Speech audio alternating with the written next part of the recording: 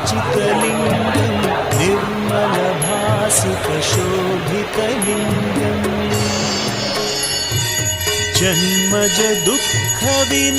जन्मजदुःखविनाशकलिङ्गं तत्प्रणमामि सदा शिवलिङ्गम्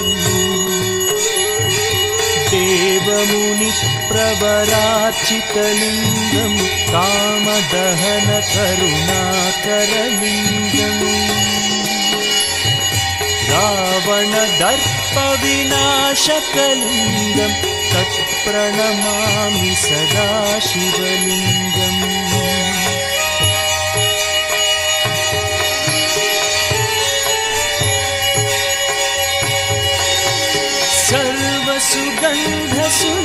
सर्वसुगन्धसुलेपितलिङ्गं बुद्धिविवर्धनकारणलिङ्गं सिद्धसुरासुरवन्दितलिङ्गं तत्प्रणमामि सदा शिवलिङ्गं कनकमहामणिभूषितलिङ्गं फणिपतिवेष्टितशोभितलिङ्गम्